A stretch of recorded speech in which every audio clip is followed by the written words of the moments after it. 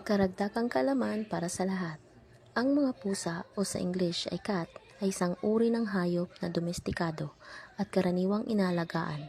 Ang mga pusa ay kilala sa kanilang kagandahan, katalinuhan at kakaibang personalidad.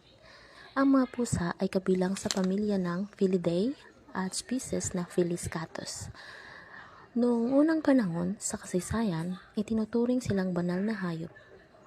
At katulad ng isang tao, sila ay kilala sa kanilang pagiging independent, mapagmahal, at mapaglaro.